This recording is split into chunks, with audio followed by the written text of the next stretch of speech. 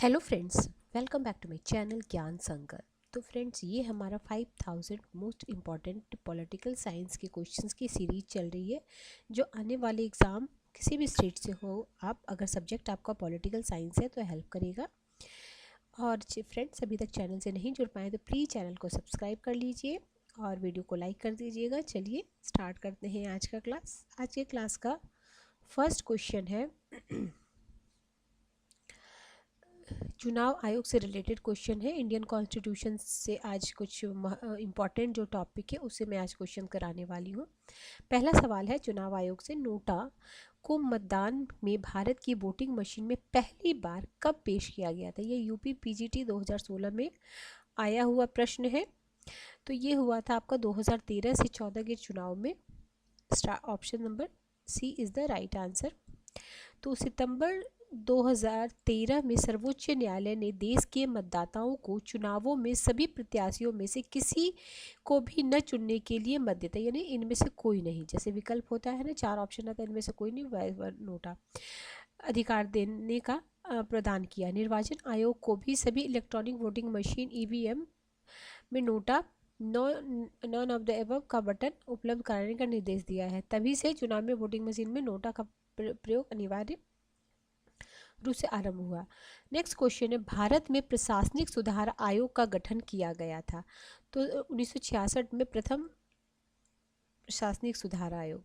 तो प्रथम प्रशासनिक सुधार आयोग का गठन जो है 5 जनवरी 1966 को किया गया। इसके अध्यक्ष थे पहले मोरारजी देसाई, बाद में हनुमंतैया इसके अध्यक्ष रहे हैं। आगे है प्रशासनिक, उसको एआरसी भी बोलते हैं, प्रशासनिक एडमिनिस्ट्रेटिव रिफॉर्म कमीशन। एक समिति है जो भारत के लोक प्रशासन को और अधिक कारगर बनाने के लिए सुझाव देने हेतु सरकार द्वारा नियुक्त की गई है। सेकेंड एआरसी 31 अगस्त 2005 को बनाया गया, जिसके अध्यक्ष बीरप्पा मोइली थे। ये दोनों पूछा जाता है कब बने, इस अध्यक्ष कौन थे, ये सब क्वेश्चन। आगे ओमबुड्समैन का भारतीय प्रतिमान क्या? ओमबुड्समैन से रिलेटेड जो यूपी टीजीटी पीजीटी और अदर स्टेट में जो आए हुए कुछ क्वेश्चन है उसको मैंने पिछले क्लास में यानी कल की क्लास में कराया था। आपने नहीं देखा है तो उसे देख लीजिएगा। तो ये हो जाएगा लोकपाल, ऑप्शन नंबर डी। 1809 में गठित स्वीडिश संस्था ओमबुड्समैन का भारतीय प्रतिमान लोकपाल है। नेक्स्ट क्वेश्चन है, भारत में लोकपाल की नियुक्ति के लिए सर्वप्रथम विधेयक कब पास किया गया था? तो पहले पेश किया गया, नॉट पास, पेश किया गया था तो 1968 में। तो लोकपाल उच्च सरकारी पदों पर आसीन व्यक्तियों द्वारा किए जा रहे भ्रष्टाचार की शिकायत सुनने एवं उस पर कार्रवाई करने के निमित्त बद्ध है। भारत में लोकपाल स्थापित करने का विचार सर्वप्रथम 1963 में आया। 1968 में इंदिरा गांधी संसद में प्रथम बार इसे पेश किया गया था। लोकपाल लोकायुक्त बिल 2013 में संसद में पुनः पेश किया गया। तत्कालीन राष्ट्रपति प्रणब मुखर्जी के हस्ताक्षर के बाद। अब उस समय पूछा जा सकता है कि उस समय कौन थे राष्ट्रपति? तो प्रणब मुखर्जी थे। बाद में 16 में अधिनियम बना और मार्च 2019 में पहले लोकपाल अध्यक्ष पद की घोषणा की गई।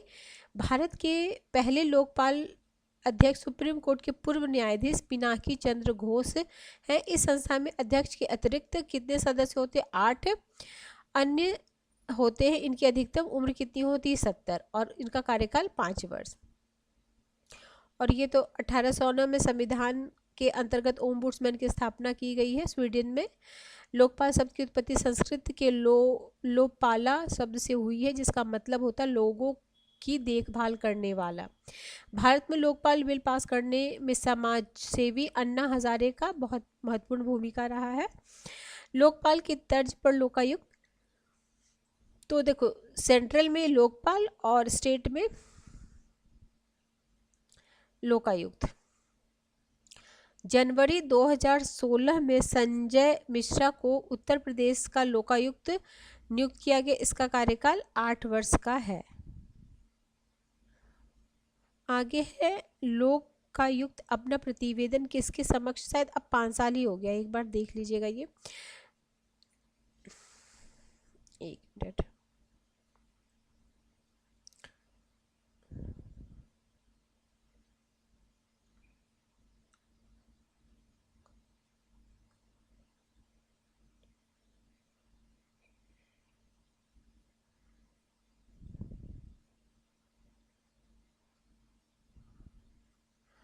नेक्स्ट क्वेश्चन है, अब देखो पहले 8 साल था उत्तर प्रदेश लोकायुक्त कार्यकाल, उत्तर प्रदेश संशोधन के तहत अब लोकपाल लोकायुक्त का 5 वर्ष और 70 हो गया, ठीक है। पहले 8 था लेकिन अब 5 वर्ष ही हो गया और अधिकतम उम्र 70 है, ये ध्यान रखिएगा। नेक्स्ट क्वेश्चन है ये, हाँ, लोकायुक्त अपना प्रतिवेदन किसके समक्ष प्रस्तुत करता है, तो राज्यपाल के समक्ष।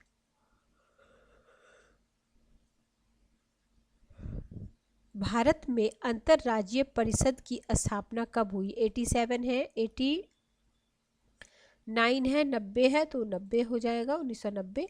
तो आर्टिकल भी ध्यान रखिएगा, तो संविधान के अनुच्छेद 63 के अंतर्राज्यीय परिषद के गठन का प्रावधान है।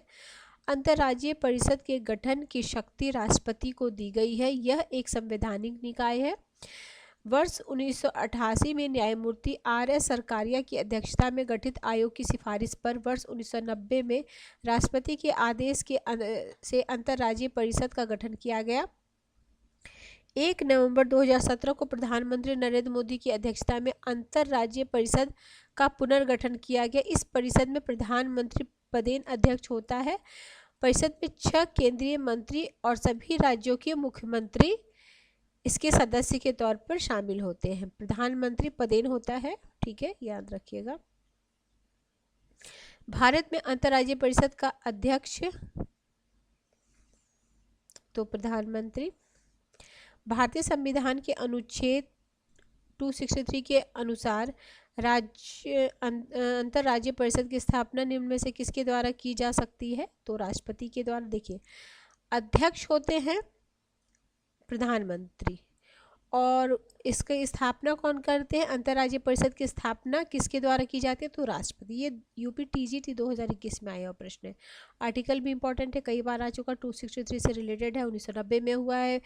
प्रधानमंत्री इसके पदेन अध्यक्ष होते हैं, राष्ट्रपति इसकी स्थापना करते हैं, मतलब क्या करते हैं, इसकी स्थापना करते हैं, ठीक है। सरकारी आयोग की सिफारिश को स्वीकार करते हुए सर्वप्रथम 1990 में बीपी सिंह के नेतृत्व वाली जनता दल सरकार द्वारा अंतर्राज्यीय परिषद का गठन किया गया था। अब देखो, अंतर्राज्यीय परिषद की सिफारिश किस आयोग ने की थी, ये भी क्वेश्चन बन जाएगा, तो सरकारी आयोग ने। तो देखिए, अंतर्राज्यीय परिषद से रिलेटेड 4-5 क्वेश्चन आपको क्या, कब हुआ और इसके राष्ट्रपति, उस समय राष्ट्रपति कौन थे वो ध्यान रख लीजिएगा, उस समय प्रधानमंत्री कौन थे वो ध्यान रख लीजिएगा, और उसके किसकी सिफारिश पे ये किया गया, तो सरकारी आयोग की सिफारिश पे। प्रधानमंत्री क्या होते हैं, इसके पदेन सभा अध्यक्ष होते हैं, और साथ ही 6 केंद्रीय मंत्री और सभी राज्यों के मुख्यमंत्री होते हैं। नेक्स्ट है अगला क्वेश्चन आपका, ये मैं आपको घटना चक्र से करा रही हूँ फ्रेंड्स। एक अंतर्राज्यीय परिषद की स्थापना की जा सकती है, तो राष्ट्रपति के द्वारा। देखिए, यूपीजीआईसी 2018 में पूछा गया है और यहाँ पे आपका टीजीटी में पूछा गया है, ठीक है, सेम ही क्वेश्चन। भारत में अंतर्राज्यीय परिषद की स्थापना 1990, ध्यान रखिए डेट हमेशा कभी कभी मैं तो सब नियर बाई डेट दिया रहता है, तो 1990 याद रखिएगा।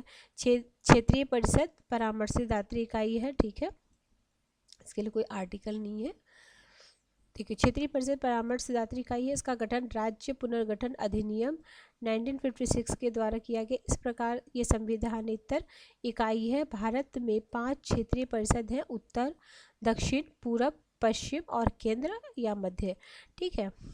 इसके अंदर क्या क्या था, गैस अंतर्राज्यीय परिषद के अनुच्छेद तो अब तो याद ही हो गया, इतनी बार देख लिए हैं क्वेश्चन। तो आगे है आपका, भारत में राष्ट्रीय विकास परिषद का गठन कब किया गया था, तो 6 अगस्त 1952। ठीक है, इजी क्वेश्चन लग रहा होगा, बट कभी एग्ज़ाम में यही सब क्वेश्चन बहुत छोटे छोटे जो मतलब क्या बोलते हैं इजी क्वेश्चन है वो गलत होते हैं।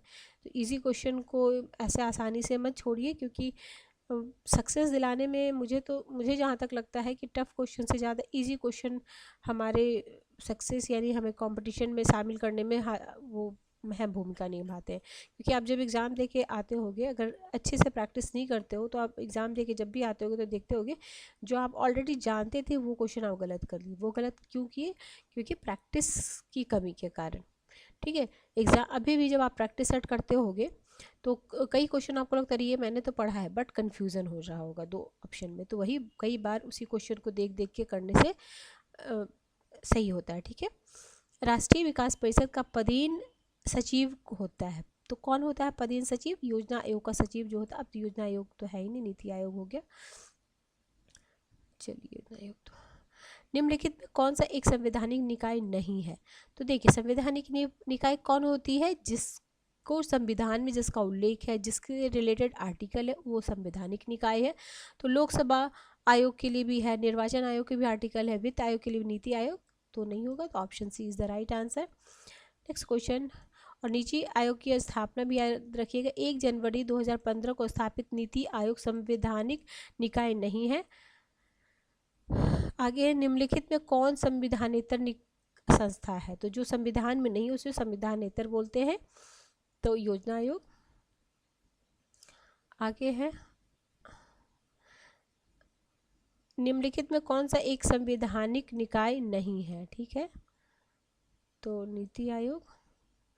नीति आयोग का अध्यक्ष नरेंद्र मोदी, प्रधानमंत्री होते हैं उसके अध्यक्ष, तो समझ लो कि अभी तक जब से बना है प्रधानमंत्री नरेंद्र मोदी, तो नरेंद्र मोदी ही अध्यक्ष है। निम्न में कौन संविधान संस्था नहीं है? तो नीति आयोग। देखिए, पहले योजना आयोग उसी के जब ऑप्शन रहा तब नीति आयोग हो गया। योजना आयोग का अध्यक्ष कौन होता है? तो फिर प्रधानमंत्री होते हैं, जैसे नीति आयोग के होते हैं वैसे ही। योजना आयोग का अध्यक्ष ठीक है प्रधानमंत्री। इनमें से योजना आयोग के विषय में क्या सत्य नहीं है? अब ये क्वेश्चन नहीं आएगा योजना आयोग से, चलो हटाओ। पहले का क्वेश्चन है, भारत की प्रथम पंचवर्षीय योजना का कार्यकाल तो 51 से लेके 56। पंचवर्षीय योजना भी आपके लिए इम्पोर्टेंट है क्योंकि उससे आता ही है। आगे है सॉरी, सामुदायिक विकास कार्यक्रम का आरंभ किया गया था। सामुदायिक विकास कार्यक्रम का किया गया था, तो कब किया गया था? Option number B is the right answer, 1952 में। ठीक है, 1952 में किया गया था। नेक्स्ट क्वेश्चन है,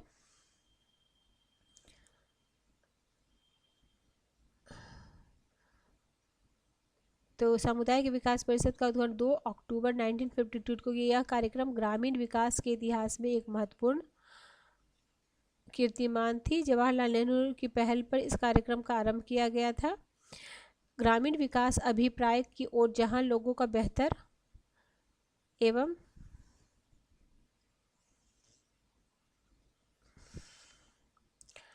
आर्थिक विकास करना, वही दूसरी ओर बेहद सामाजिक कार्यकल्प करना। यह कार्यक्रम सब इसलिए प्रारंभ किया गया ताकि सरकारी प्रयासों में बुनियादी स्तर पर लोगों की प्रत्यक्ष अप्रत्यक्ष रूप से भागीदारी हो।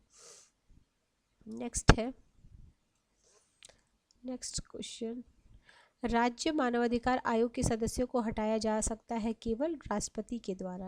याद करिए, राज्य मानवाधिकार आयोग के सदस्यों को कैसे हटाया जा सकता है? तो राष्ट्रपति के द्वारा। भारत में संथानम और बोहरा समिति ने कार्यक्रमशः किन विषयों पर प्रतिवेदन प्रस्तुत किया था? तो भ्रष्टाचार और अपराधीकरण पर, भ्रष्टाचार और अपराधीकरण पर, भ्रष्टाचार और अपराधीकरण पर। भारत में लोकपाल एवं लोकायुक्त के पदों की स्थापना की सिफारिश की गई है? तो प्रशासनिक सुधार आयोग पहले के द्वारा। ठीक है, 68 में से पहले आया, 66 में।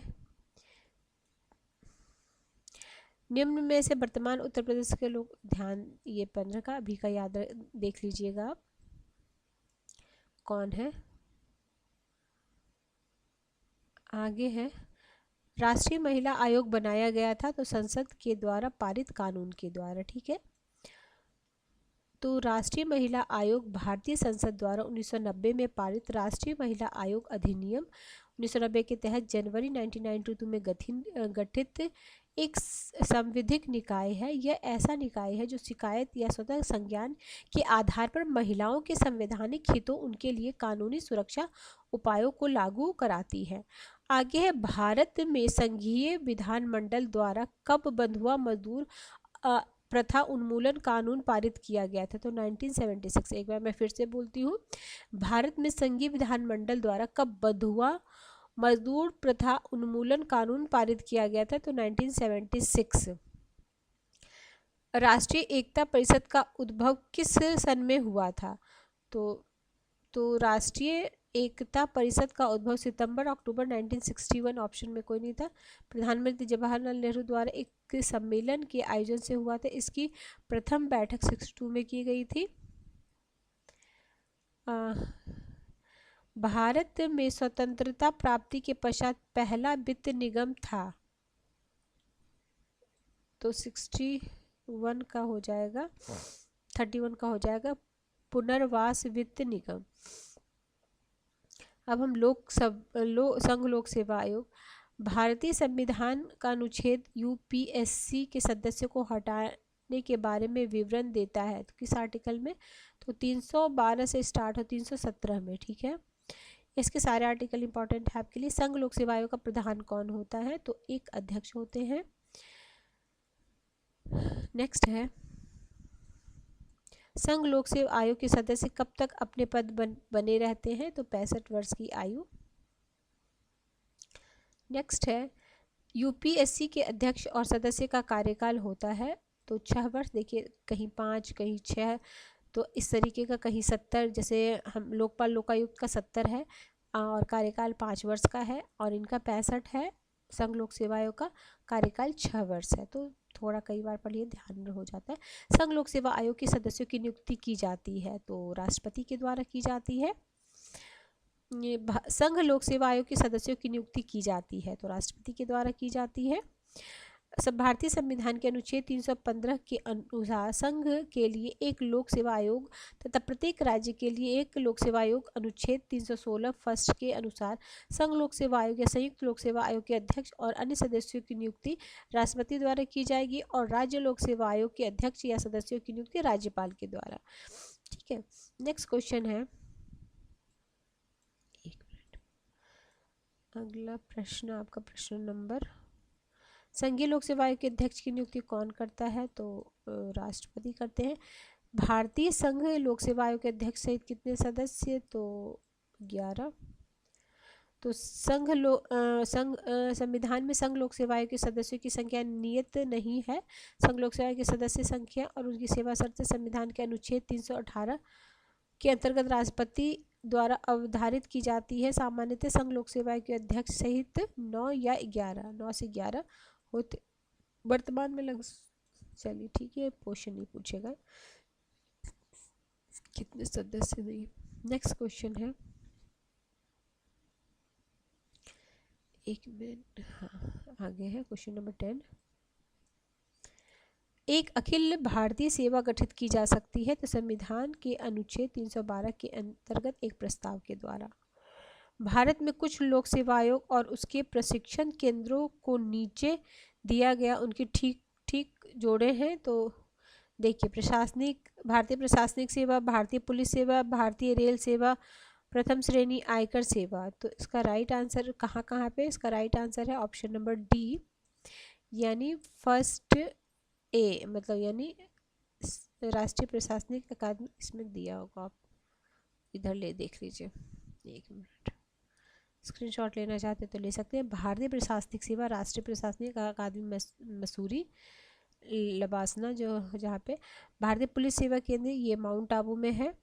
भारतीय रेल सेवा प्रथम श्रेणी स्टाफ कॉलेज बड़ोदरा और आयकर सेवा प्रशिक्षण नागपुर। भारत में लोक सेवाओं में भर्ती के लिए प्रारंभिक परीक्षा पद्धति की सर्वप्रथम अनुशंसा की गई थी तो कोठारी प्रतिवेदन में, ऑप्शन नंबर डी। लोक सेवा भर्ती की नीति और चयन प्रक्रिया पद्धति पर विचार करने सुझाव देने के लिए कोठारी की अध्यक्षता में एक आयोग गठित किया गया। इस आयोग ने अपनी रिपोर्ट में प्रारंभिक परीक्षा, मुख्य परीक्षा तथा प्रशिक्षण के समय परीक्षा कराने का सुझाव दिया था। 1919 के भारत शासन अधिनियम के अंतर्गत भारत में प्रथम लोक सेवा आयोग 1926 में स्थापित किया गया।